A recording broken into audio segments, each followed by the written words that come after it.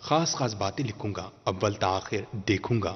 قرآن ہے میرا رہنما، قرآن شفا ہے، نور ہے قرآن، جلا دل کی میرا قرآن، رضا رب کی میرا قرآن، قرآن قرآن۔ الحمدللہ رب العالمین والصلاة والسلام علی سید الانبیاء والمرسلین، اما بعد فاعوذ باللہ من الشیطان الرجیم، بسم اللہ الرحمن الرحیم۔ الصلاة والسلام علیک یا رسول اللہ وعلی آلک واصحابک یا حبیب اللہ، الصلاة والسلام علیک یا نبی اللہ وعلی آلک واصحابک یا نور اللہ۔ میٹھے میٹھے اسلامی بھائیوں اور مدنی چینل کے ناظرین، سلسلہ ہے ایک قصہ ہے قرآن سے۔ قرآن ہے میرا رہنما، قرآن شفا ہے، نور ہے قرآن، جلا دل کی میرا قرآن، رضا رب کی میرا قرآن، قرآن قرآن۔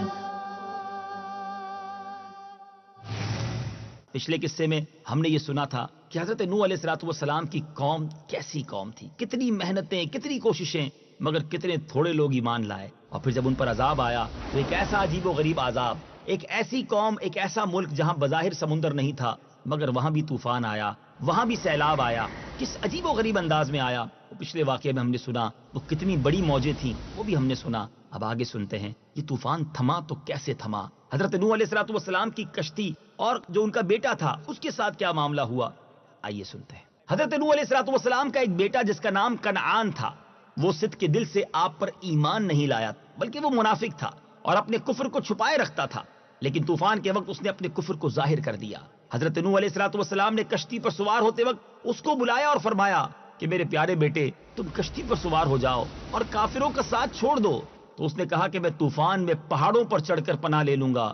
تو آپ نے بڑی دل سوزی کے ساتھ فرمایا کہ بیٹا آج خدا کے عذاب سے کوئی کسی کو نہیں بچا سکتا، ہاں جس پر خدا بند کریم اپنا رحم فرمائے بس وہی بچ سکتا ہے۔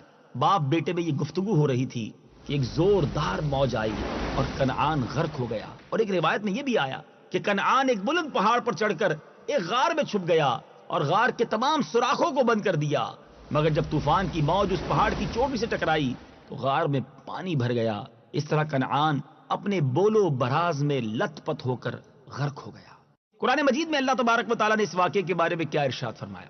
ونادى نوح ابنه وكان في معزل يا بني اركب معنا ولا تكن مع الكافرين قال سآوي إلى جبل يعصمني من الماء قال لا عاصم اليوم من أمر الله إلا من رحم وحال بينهما الموج فكان من المغرقين۔ اور نوح نے اپنے بیٹے کو پکارا اور وہ اس کشتی سے باہر ایک کنارے پر تھا۔ اے میرے بیٹے تو ہمارے ساتھ سوار ہو جا اور کافروں کے ساتھ نہ ہو۔ بیٹے نے کہا میں ابھی کسی پہاڑ کی پناہ لے لیتا ہوں، وہ مجھے پانی سے بچا لے گا۔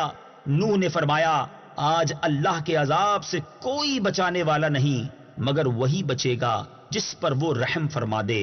اور ان کے درمیان میں لہر حائل ہو گئی تو وہ بھی غرق کیے جانے والوں میں سے ہو گیا۔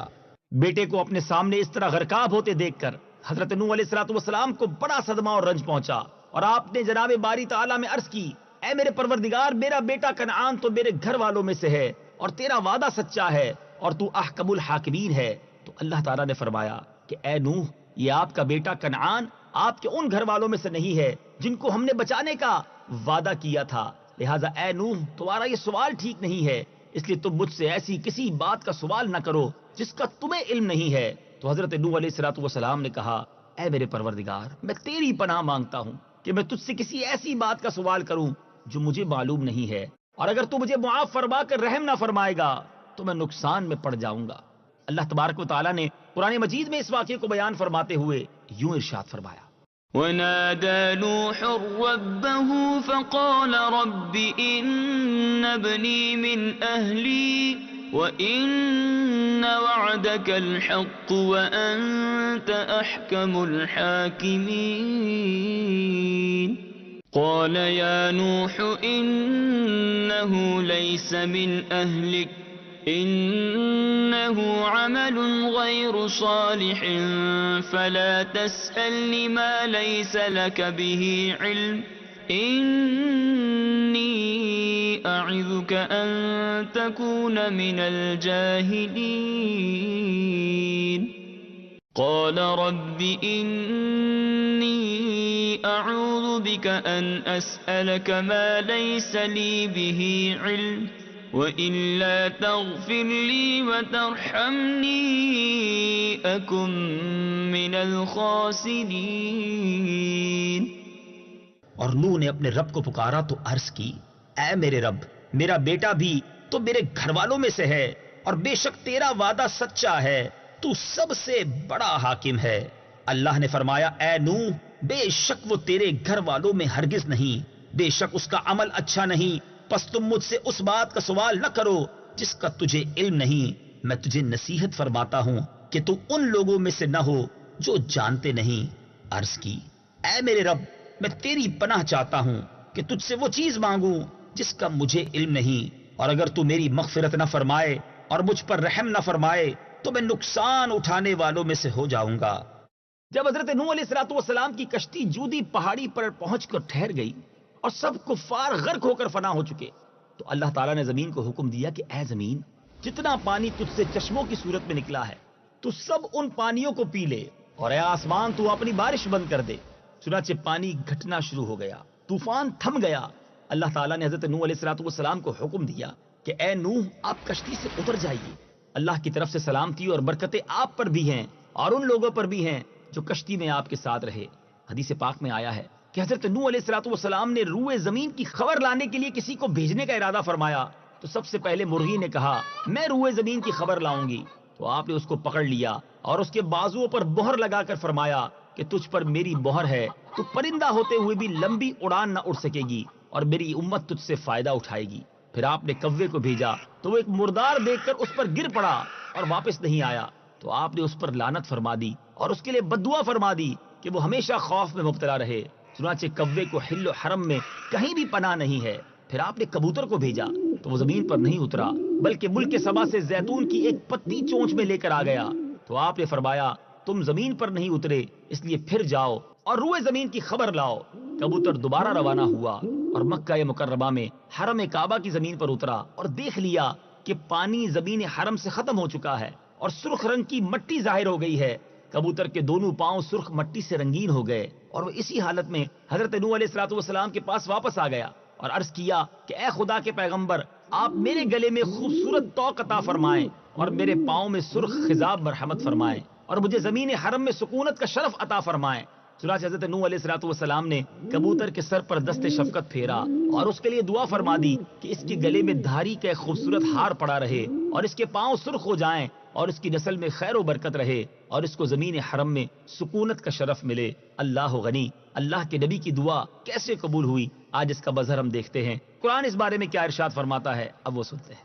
وقيل يا أرض ابلعي ماءك ويا سماء أقلعي وغيض الماء وقضي الأمر واستوت على الجودي وقيل بعدا للقوم الظالمين۔ اور حکم فرمایا گیا کہ اے زمین اپنا پانی نگل جا اور اے آسمان تھم جا، اور پانی خشک کر دیا گیا اور کام تمام ہو گیا اور وہ کشتی جودی پہاڑ پر ٹھہر گئی اور فرما دیا گیا ظالموں کے لیے دوری ہے۔ حضرت نوح علیہ السلام کو کشتی سے اترنے کا حکم دے کر اللہ تبارک و تعالیٰ نے کیا ارشاد فرمایا؟ قیل یا نوح اہبط بسلام منا وبرکات علیک وعلی ممن معک۔ فرمایا گیا اے نوح، ہماری طرف سے اس سلامتی اور ان برکتوں کے ساتھ کشتی سے اترو جو تم پر اور تمہارے ساتھیوں کی جماعتوں پر ہیں۔ اے میرے میٹھے اسلامی بھائیوں، حضرت نوح علیہ السلام کے اس واقعے میں بڑی بڑی عبرتوں کے سامان ہیں۔ جن کے انوار و تجلیات سے قلوب مومنین پر ایسی ایمانی روشنی پڑتی ہے جس سے مومنین کا سینہ نور عرفان اور جلوہ ایمان سے منور اور روشن ہو جاتا ہے۔ خوبصورت تجلیوں کی کچھ نشاندہی کر